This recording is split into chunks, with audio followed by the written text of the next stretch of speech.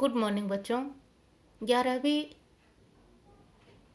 कक्षा के home science online class में आप सबका स्वागत है। बच्चों, अभी हम लोग यूनिट 2 का चैप्टर 7 पढ़ रहे हैं, जिसका शीर्षक है किशोरावस्था में व्यक्तिगत भिन्नता। पिछली कक्षा में हमने व्यक्तिगत भिन्नता क्या है, समलिंगीय व्यक्तियों में अथवा समलिंगीय किशोरों में पाई जाने वाले व्यक्तिगत भिन्नता तथा विषमलिंगीय में पाई जाने वाली व्यक्तिगत भिन्नता के बारे में विस्तार से पढ़ा। यह भिन्नता उनके शारीरिक, मानसिक, सामाजिक, संवेगात्मक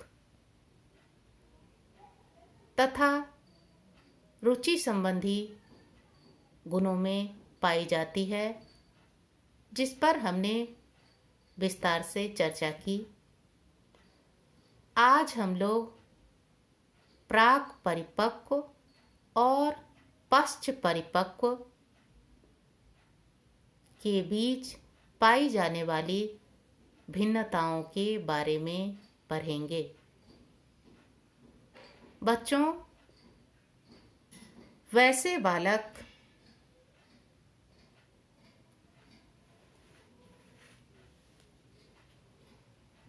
जो अपनी आयु से पहले परिपक्व हो जाते हैं, उन्हें प्राक परिपक्व कहते हैं।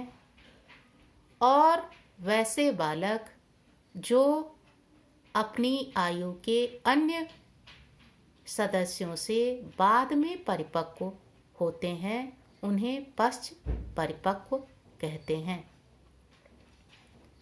बच्चों, यह बात चाहे बालक हो अथवा बालिका हो, दोनों पर लागू होती है। अर्थात वैसी बालिका जो अपने आयु समूह के अन्य बालिकाओं से पहले परिपक्व हो जाती हैं, उसे प्राक परिपक्व, और जो बाद में परिपक्व होती है उसे पश्च परिपक्व कहते हैं। बच्चों, हम सभी जानते हैं कि भिन्नता चाहे एक समान लिंग के हो, चाहे विषम लिंग के हो, चाहे उनकी आयु एक समान हो, सभी में थोड़ी बहुत अवश्य पाई जाती है।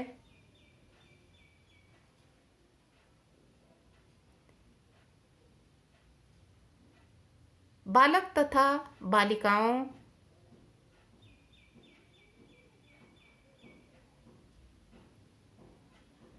के परिपक्व होने का समय भी इन व्यक्तिगत भिन्नताओं पर बहुत हद तक प्रभाव डालता है। प्रायः ऐसा देखा गया है कि बालक और बालिकाओं में वृद्धि स्फुरण की अवस्था भी अलग अलग आयु में होती है।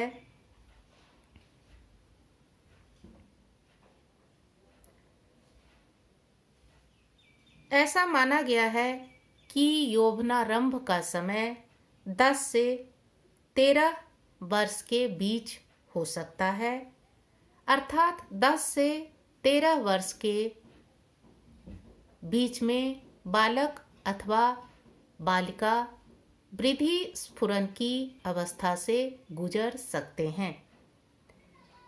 साधारणतः बालिकाएं 12.5 वर्ष की आयु में परिपक्व हो जाती हैं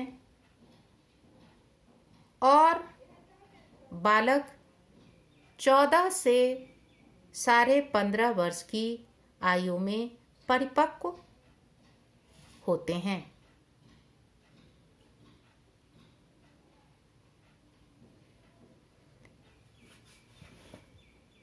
उनकी परिपक्वता में भिन्नता होने के कारण प्राक एवं परिपक्व बालक अथवा बालिका में काफ़ी भिन्नता पाई जाती है। यहाँ हम पहले बालकों की बात करेंगे, अर्थात ऐसा देखा गया है कि एक ही आयु वर्ग के अलग अलग बालक अलग अलग आयु में परिपक्व होते हैं, अर्थात एक ही समूह के बालकों में कुछ ऐसे बालक होते हैं जो समय से पहले परिपक्व हो जाते हैं, उन्हें प्राक परिपक्व बालक कहते हैं। प्राक परिपक्व होने के कारण ऐसे बालक शारीरिक रूप से पहले विकसित हो जाते हैं, उनकी लंबाई चौड़ाई तथा भार में वृद्धि हो जाती है, उनकी मांसपेशियां सुदृढ़ हो जाती हैं।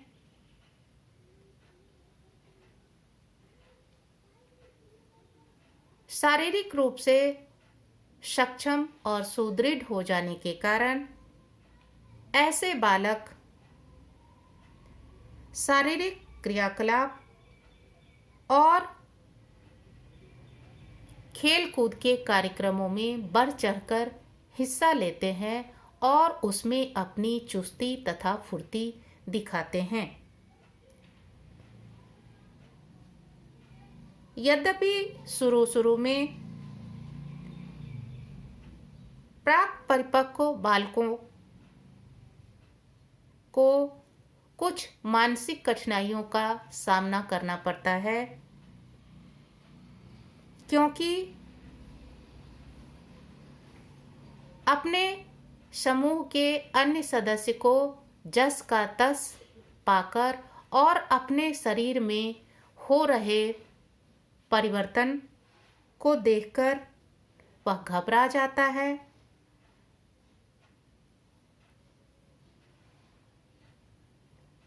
उसे अपना शारीरिक स्वरूप बदला हुआ दिखाई पड़ता है, जो उसके लिए अजीब स्थिति उत्पन्न कर देती है।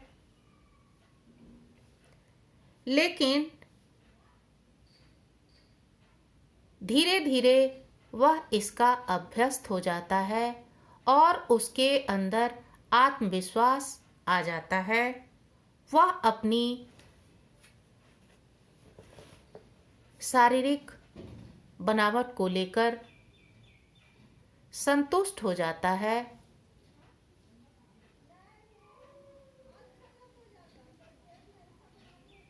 और अपने समूह के अन्य सदस्यों से अपने आप को शारीरिक रूप से ज़्यादा सक्षम और बलवान समझने लगता है।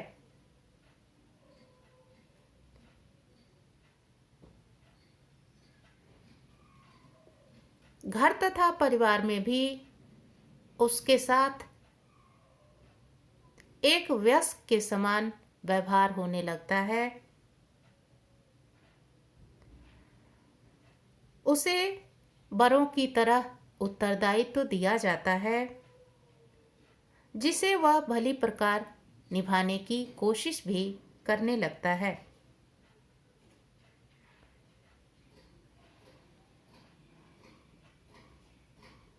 अपने समूह के सदस्यों में पहले विकसित होने के कारण समूह के अन्य सदस्य उन्हें अपना नेता मानने लगते हैं और उनकी बात भी मानने लगते हैं।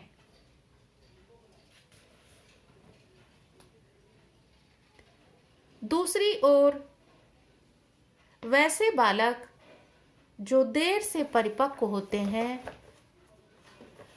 उन्हें बहुत सारी समस्याओं का सामना करना पड़ता है।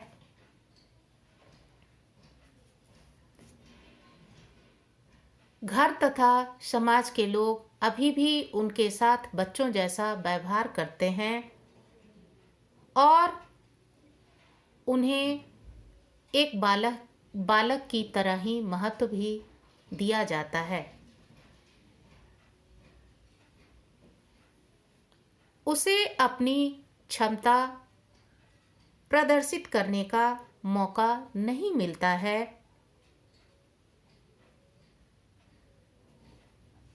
शारीरिक रूप से भी अविकसित होने के कारण वह अपने आप को अनाकर्षक पाता है।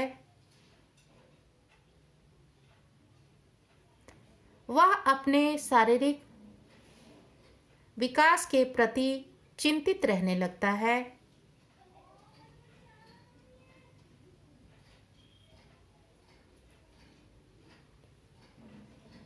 उसे अपने उस सदस्य से जो प्राक परिपक्व हो जाते हैं ईर्ष्या होने लगती है। उन्हें अच्छी स्थिति में देखकर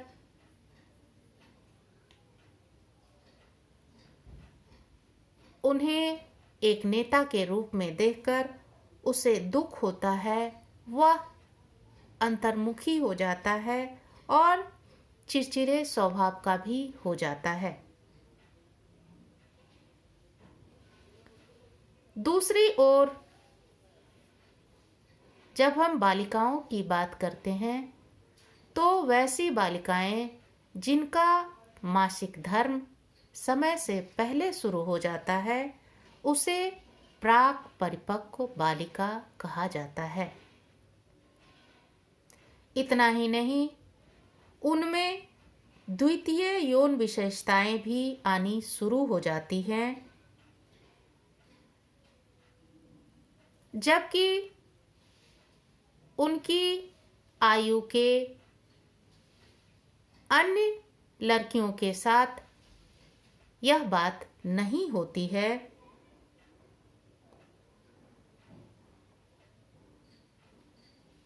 उनकी सहेलियां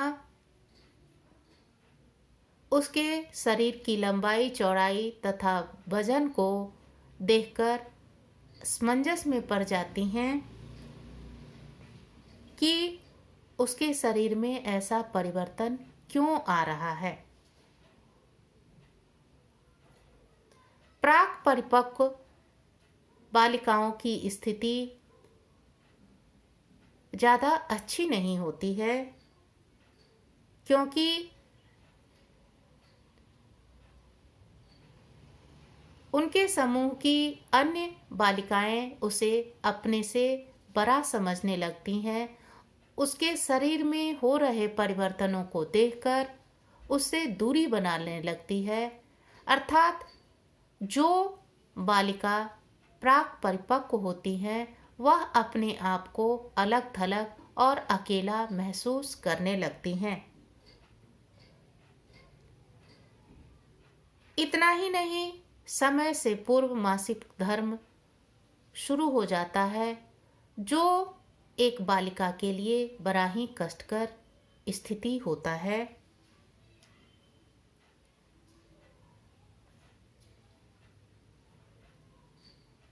उसे कुछ ऐसी सामाजिक परिस्थितियों का सामना भी करना पड़ता है जिसके लिए वह मानसिक रूप से तैयार नहीं होती है।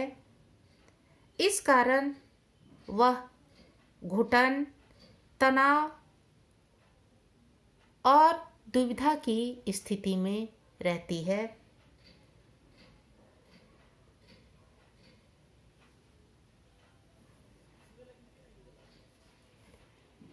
प्राक परिपक्व किशोरियां वयस्क स्त्रियोचित व्यवहार करना सीख लेती हैं। इतना ही नहीं, देखने में भी वह शारीरिक रूप से एक वयस्क स्त्री के समान दिखाई देने लगती हैं।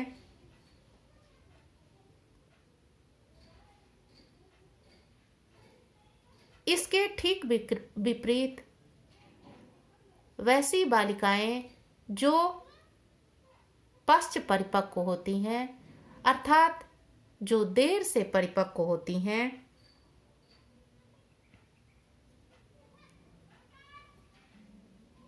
वह प्राक परिपक्व बालिकाओं से की अपेक्षा अधिक लंबी होती हैं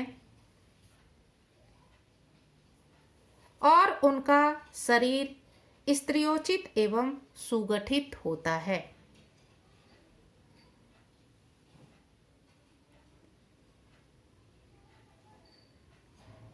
पश्च परिपक्व किशोरियां अपने सामाजिक स्थान के प्रति जागरूक नहीं होती जैसे कि किशोर जागरूक होते हैं और इस बारे में चिंतित होते हैं। पश्च परिपक्व किशोरियां प्रायः शर्मीली और अपने आप में सीमित रहने वाली अंतर्मुखी होती हैं। उन्हें पता होता है कि इस प्रकार का व्यवहार उन्हें सामाजिक स्वीकृति दिलाएगा, क्योंकि समाज और परिवार के लोग स्त्रियोचित व्यवहार की अपेक्षा ही एक किशोरी से करते हैं। प्राक एवं पश्च परिपक्व बालकों में काफी अंतर होता है। परिपक्वता के साथ साथ जो समाज व माता पिता द्वारा किशोरों से अपेक्षाएं की जाती है, उनका उन पर मनोवैज्ञानिक प्रभाव पड़ता है। मनोवैज्ञानिक अध्ययनों से यह पता चला है कि बाद के वर्षों में भी यह प्रभाव उनके व्यक्तित्व पर पड़ता है। जोन्स एवं बेले नामक दो मनोवैज्ञानिकों ने दो समूह अर्थात पश्च परिपक्व और प्राक परिपक्व व्यक्तियों जिनकी आयु 33 वर्ष थी, उन पर काफी अध्ययन किया और यह देखा कि वैसे समूह के सदस्य जो प्राक परिपक्व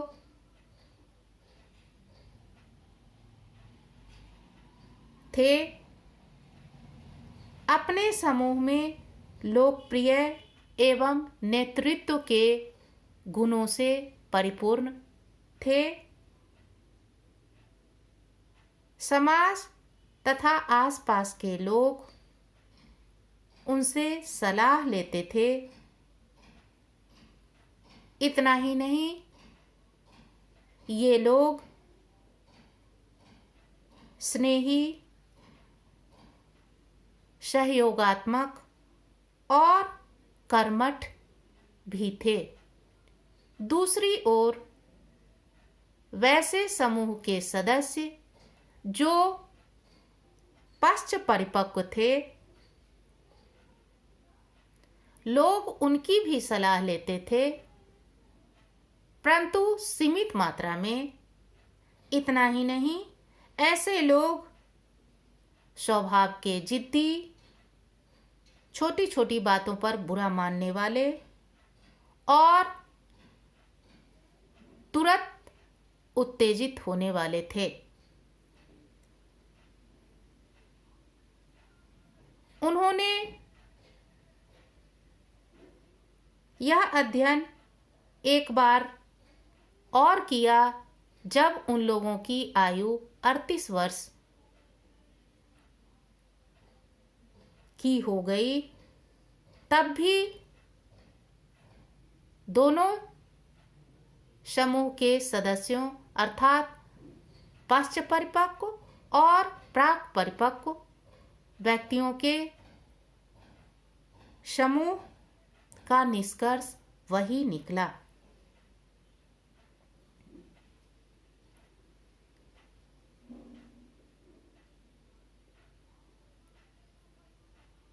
उन्होंने अध्ययन में यह भी पाया कि वैसी बालिकाएं जो प्राक परिपक्व होती हैं, उस समय तो उन्हें कठिनाई अवश्य होती है, परंतु बाद के जीवन में उन्हें किसी प्रकार की समस्या का सामना नहीं करना पड़ता है। वह अपने भावी जीवन में बहुत अच्छी तरह से तालमेल बैठाने में सफल हो पाती हैं।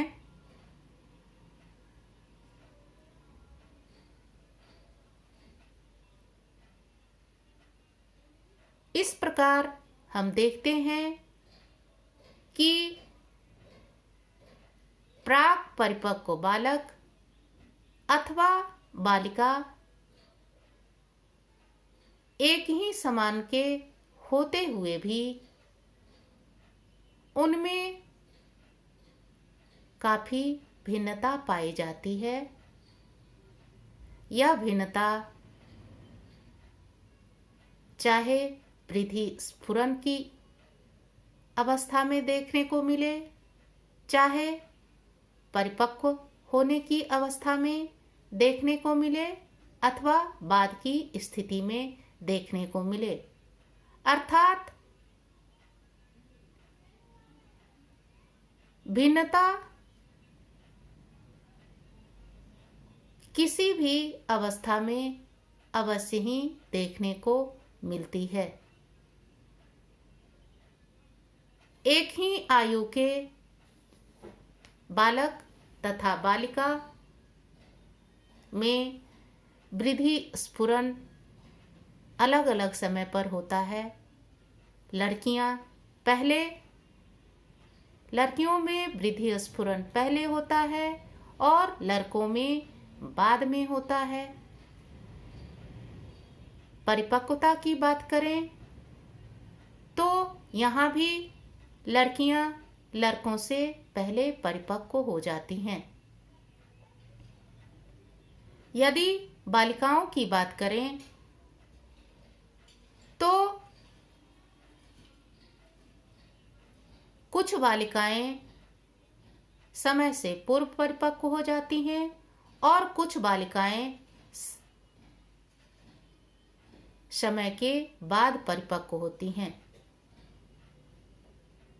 वैसी बालिकाएं जो समय से पूर्व परिपक्व होती हैं, प्रारंभ में उन्हें बहुत सारी कठिनाइयों का सामना करना पड़ता है, लेकिन उनकी बाद की स्थिति, बाद का जीवन बड़ा ही सुखद और सामंजस्यपूर्ण होता है।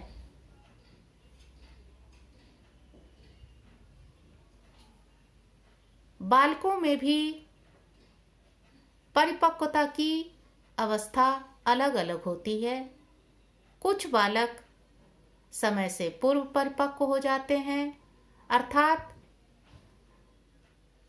वैसे बालक अपनी समूह के अन्य सदस्यों से पहले शारीरिक रूप से विकसित हो जाते हैं। उनकी लंबाई, चौड़ाई तथा वजन में अंतर आ जाता है। वे शारीरिक रूप से अधिक सुदृढ़ और शक्तिशाली हो जाते हैं। उनकी शारीरिक क्रियाशीलता अपने समूह के अन्य सदस्यों से बढ़ जाती है। वे खेलकूद तथा सामाजिक क्रियाकलापों में बढ़ चढ़कर हिस्सा लेते हैं। दूसरी ओर वैसे बालक जो अपने समूह के अन्य सदस्यों से बाद में परिपक्व होते हैं। उनकी स्थिति अच्छी नहीं होती। वे अपने अविकसित शारीरिक आकार प्रकार को लेकर काफी चिंतित हो जाते हैं। उन्हें अपने शारीरिक वृद्धि विकास की चिंता होने लगती है। इतना ही नहीं, समय पर वृद्धि और विकास नहीं होने के कारण माता पिता तथा समाज के लोग भी उनके साथ एक किशोर की तरह व्यवहार नहीं करके एक बालक की तरह व्यवहार करते हैं, जो उनके लिए बड़ा ही कष्टकर और लज्जापूर्ण होता है। इस प्रकार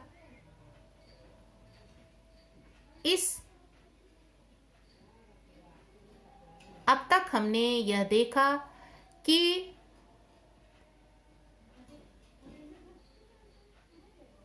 दो व्यक्ति, चाहे वह एक ही आयु वर्ग का क्यों न हो, उसमें अंतर अवश्य होता है।